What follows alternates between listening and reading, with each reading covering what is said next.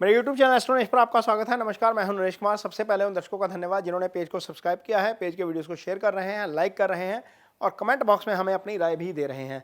दोस्तों, हम सब में भविष्य जानने की जिज्ञासा होती है। हर व्यक्ति ये जानना चाहता है कि उसका आने वाला समय कैसा रहेगा, लेकिन बहुत सारे ऐसे लोग होते हैं जिन्हें अपनी जन्म राशि पता नहीं होती कि उनकी राशि आखिर है क्या। तो एस्ट्रोलॉजी में राशि दो तरीके से चलती है। एक, जब आप पैदा हुए हैं, आपकी जन्म कुंडली बनी है, उसमें चंद्र राशि कौन सी है वो आपकी राशि होती है। सामान्य लोग यहीं पर गलती करते हैं, वो कैलेंडर में देखते हैं, जो अखबार में छपा होता है, वो सन साइन के जरिए अपनी राशि पढ़ना शुरू कर देते हैं। वो राशि नहीं मानी जाती भारतीय ज्योतिष में।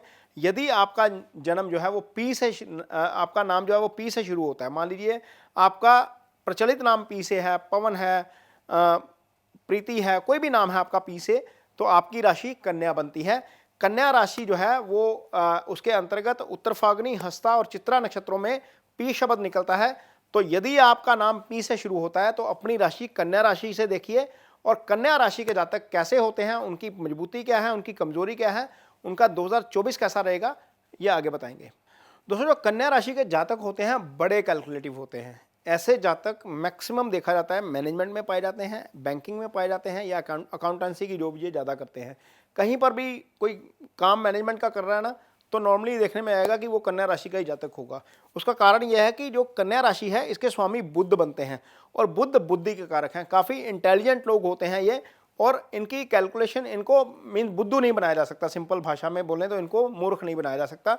ये बहुत इंटेलिजेंट होते हैं, लेकिन इनकी एक कमजोरी होती है, ये द्विस्वभाव की राशि है। द्विस्वभाव की राशि के कारण ये अपनी बात पर टिक नहीं पाते, ज़्यादा रिलायबल नहीं हो पाते। आज कोई स्टैंड लेंगे, कल को दूसरा अलग स्टैंड ले लेंगे। यहाँ इस चीज़ के ऊपर आपको काम करने की ज़रूरत पड़ेगी लाइफ में। कन्या राशि के जातकों को यदि आपने लाइफ में सफलता लेनी है तो कोशिश करिए कि थोड़ा सा रिलायबल बनिए, क्योंकि बहुत सारे ऐसे लोग होते हैं कन्या राशि के जातक, क्योंकि द्विस्वभाव की राशि है, इधर भी हो जाएंगे, लेफ्ट भी हो जाएंगे, राइट भी हो जाएंगे। ये चीज़ आपको थोड़ा सा नुकसान करती है लाइफ में, इस चीज़ से बचने की ज़रूरत है। बाकी अर्दी साइन है, काफ़ी जो है वो ज़मीन से जुड़े होते हैं, प्रैक्टिकल चीज़ें देखकर ही काम करते हैं, समझदारी से काम करते हैं। इन्हें पता लग जाता है ज़मीन में कि इस चीज़ का नतीजा क्या होगा। बहुत सारी चीज़ें होती हैं जो जो जो, जो बुद्धि से पता लगती हैं। कुछ लोग, कुछ काम एक्सपीरियंस से पता लगता है, कुछ बुद्धि से पता लगता है। ये ब्लेस्ड होते हैं इसके लिए, और ज़मीनी हकीकत को आसानी से समझते हैं। तो ये कन्या राशि के जातकों की ताकत और कमजोरी होती है।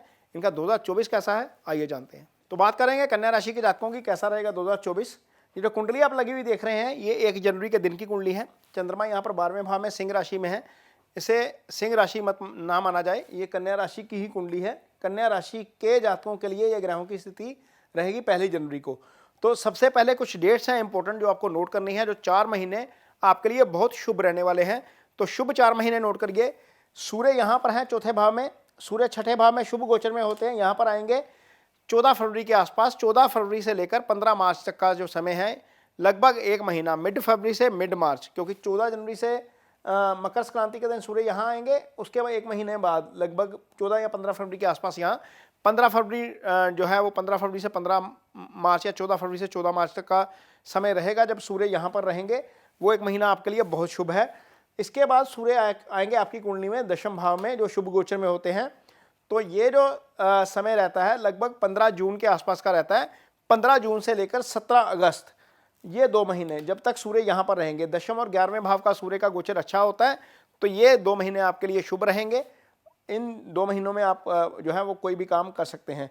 इसके बाद जो स्थिति आएगी, यहाँ पर सूर्य आएंगे आपकी कुंडली में 15 नवंबर से लेकर 15 दिसंबर तक, ये स्थिति रहेगी यहाँ पर। 15 नवंबर से 15 दिसंबर तक जब सूर्य यहाँ पर आएंगे, तो यहाँ पर आपको उसका अच्छा फल मिलेगा। तो ये 4 महीने आप ज़रूर नोट करिए।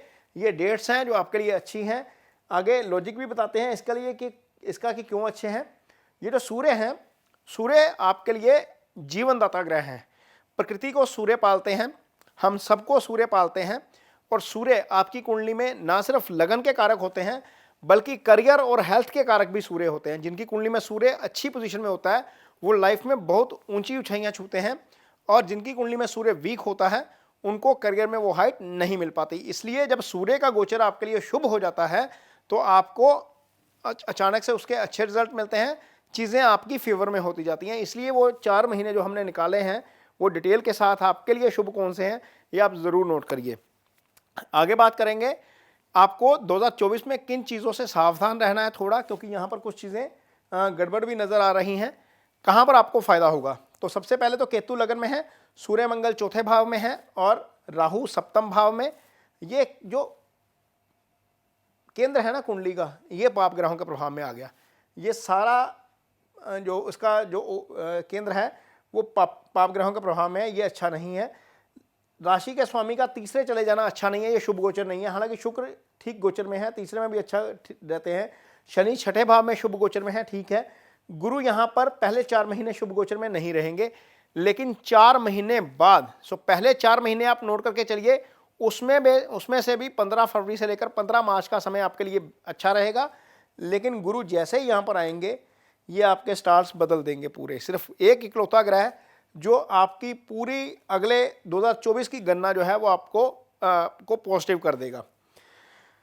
यहाँ पर गुरु आएंगे तो एक तो इस भाव को देखेंगे जो केतु से पीड़ित है। केतु क्या करता है? डिससेटिस्फेक्शन देता है। केतु का काम है आपको डीपली लेके जाना किसी भी चीज़ में, चाहे आप रिसर्च में जाते हैं, चाहे आप किसी बात की तय तक जाते हैं, वो आपको चैन से नहीं बैठने देता। जब चंद्रमा के ऊपर से केतु का गोचर होता है, क्योंकि ये ग्रहण लगाता है, तो व्यक्ति को डीप डिगिंग की आदत जो है वो लग जाती है। तो यहाँ पर जो केतु का प्रभाव है उसको कम करेंगे। गुरु की दृष्टि यहाँ पर जब आएगी चंद्रमा के ऊपर, तो आपके लिए काफ़ी सारी चीज़ें पॉजिटिव होनी शुरू हो जाएंगी। तो आइए देखते हैं कि कर्म कैसा रहेगा, आपकी आय कैसी रहेगी। यहाँ पर गुरु पहले रहेंगे अष्टम भाव में। अष्टम भाव में जब गुरु हैं तो गुरु कारक हैं धन के और आय के।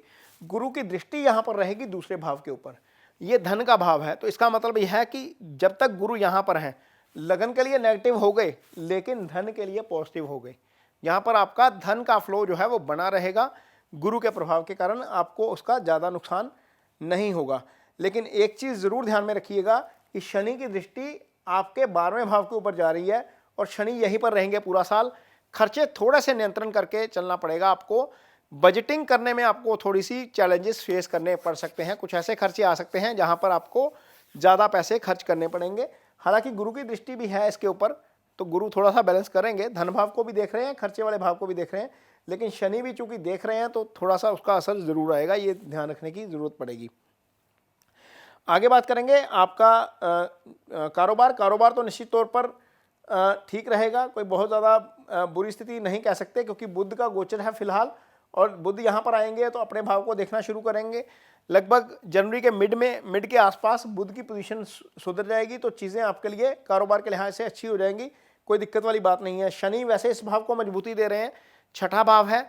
ये भाव लगन का छठा होता है, लेकिन जब हम कर्म स्थान से काउंट करते हैं 1 2 3 4 5 6 7 8 9, तो ये कर्म स्थान का 9th हो जाता है।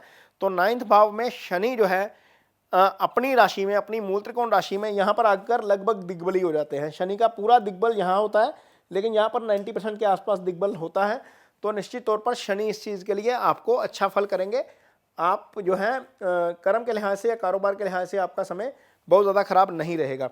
लेकिन ज़्यादा चीज़ें इंप्रूव होंगी जब गुरु यहाँ पर आ जाएंगे।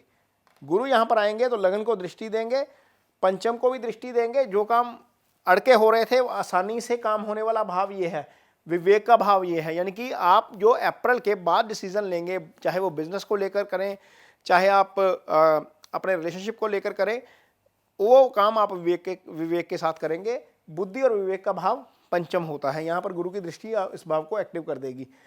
आगे बात करेंगे आपका रिलेशनशिप कैसा रहेगा। तो रिलेशनशिप को लेकर थोड़ी सी यहाँ पर स्ट्रगल करनी पड़ सकती है। कन्या राशि के जातकों को बताएंगे कैसे। गुरु यहीं पर रहेंगे। गुरु आपकी कुंडली में सप्तम भाव के स्वामी हैं। सप्तम भाव के स्वामी अष्टम में आ गए, उसके ऊपर शनि की दृष्टि आ गई तो सप्तमेश दोनों पीड़ित हो गए। सप्तम के ऊपर मंगल की भी दृष्टि है पहले साल की शुरुआत में। तो साल की शुरुआत में जो मैरिड कपल्स हैं उनको थोड़े से चैलेंजेस फेस करने पड़ सकते हैं, और बात यहाँ तक पहुँच सकती है कि अलगाव वाली स्थिति आ जाए। तो कोशिश करिएगा कि यदि कोई व्यक्ति रिएक्ट कर रहा है, आप में से कोई पार्टनर रिएक्ट कर रहा है, तो सिचुएशन को अवॉइड करिए और रिलेशनशिप की तरफ ध्यान दीजिए, क्योंकि सामने वाला व्यक्ति दोबारा नहीं मिलता। यदि एक बार लाइफ में से चला जाता है तो कोशिश करिए कि वो रिलेशनशिप आपका नहीं बिगड़े। राहु जब सप्तम भाव में होते हैं तो सेपरेटिव इफेक्ट देने वाले प्लैनेट हैं। केतु के कारण झगड़ा होता है, राहु शनि और सूर्य सेपरेटिव इफेक्ट देने वाले प्लैनेट हैं। इसलिए कोशिश करिए कि सिचुएशन को अवॉइड करिए, यहाँ पर दिक्कत हो सकती है। जहाँ तक सिंगल्स की बात है तो सिंगल्स के लिए शादी के दरवाजे खुलेंगे 30 अप्रैल के बाद। गुरु जैसे ही इस भाव में आएंगे पंचम को एक्टिवेट कर देंगे। जिन लोगों को किसी के साथ लगाव है, किसी के सामने भावनाएं एक्सप्रेस करना चाहते हैं, उनके लिए अप्रैल के बाद का समय काफ़ी अच्छा रहेगा। कन्या राशि के जातकों के लिए वहाँ पर हो सकता है कि सामने वाला बंदा आपकी प्रपोजल को एक्सेप्ट करे, या आपके लिए घर वाले कोई लड़की ढूंढ रहे हैं, लड़का ढूंढ रहे हैं, तो हो सकता है कि वहाँ पर अप्रैल के बाद आपके रिलेशनशिप में कोई ना कोई, आप सिंगल ना रहें, आप एंगेज हो जाएं। तो गुरु की दृष्टि ये काम करेगी आपके लिए। गुरु सप्तम के भी स्वामी हैं। सप्तम के स्वामी का भाग्यस्थान में आ जाना भी अच्छा है। तो सप्तम के स्वामी का भाग्यस्थान में आकर पंचम को देखना उन लोगों के लिए भी अच्छा है जो लव मैरिज करना चाहते हैं। वहाँ पर भी चीज़ें काफ़ी पॉजिटिव दिशा में आगे बढ़ती हुई नजर आएंगी। आप आगे बात करेंगे आपकी हेल्थ की। तो हेल्थ के भाव में शनि रहेंगे। शनि यहाँ पर शुभ गोचर में है और ये भाव शनि का है। सूर्य आपकी कुंडली में शुभ गोचर में आ जाएंगे यहाँ पर फरवरी में। हालांकि सूर्य शनि की युति अच्छी नहीं मानी जाती, दोनों ही पापी ग्रह हैं, लेकिन दोनों ही शुभ अशुभ भाव में शुभ फल करते हैं। तो निश्चित तौर पर आपको हेल्थ के मामले में कोई बहुत ज़्यादा दिक्कत जो है वो स्ट्रगल नहीं करनी पड़ेगी। हाँ, उन लोगों के लिए दिक्कत ज़रूर हो सकती है जिन्हें हेल्थ का इशू है, हार्ट का इशू है, क्योंकि इन दो ग्रहों का, पाप ग्रहों का चौथे भाव में आ जाना साल की शुरुआत में अच्छा नहीं है। हार्ट वाले जो मरीज़ हैं उनको थोड़ा सा अपना एक्स्ट्रा केयर करके चलनी पड़ेगी।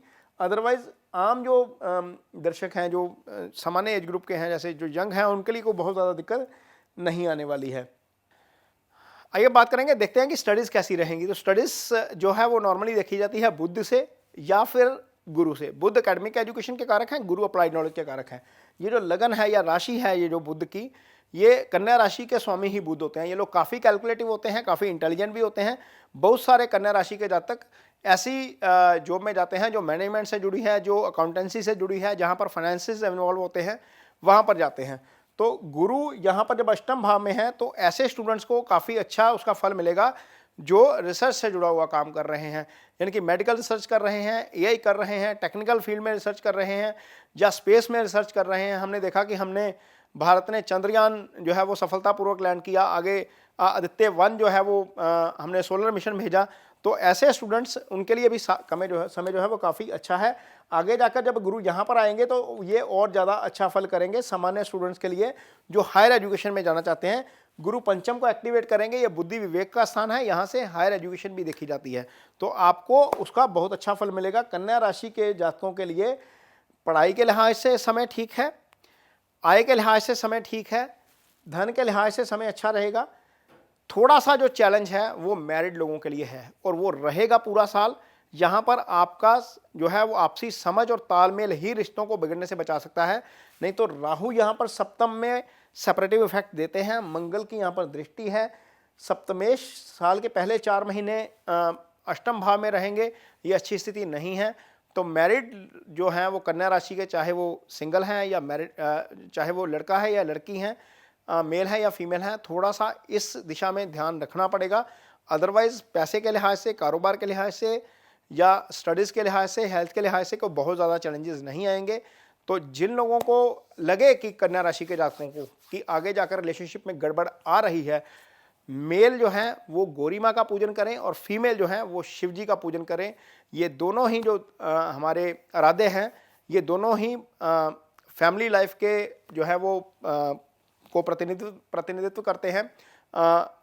गौरी और शिवाजी, माँ पार्वती और शिवाजी, इनकी आराधना से ही फैमिली लाइफ जो है वो कंफर्ट हो जाती है। तो ये वीडियो आपको कैसा लगा, इस पर कमेंट बॉक्स में अपनी राय ज़रूर दीजिए। यदि वीडियो अच्छा लगे तो इसे शेयर जरूर करिए, पेज को सब्सक्राइब जरूर करिए। इसके साथ ही मुझे दीजिए इजाज़त। नमस्कार।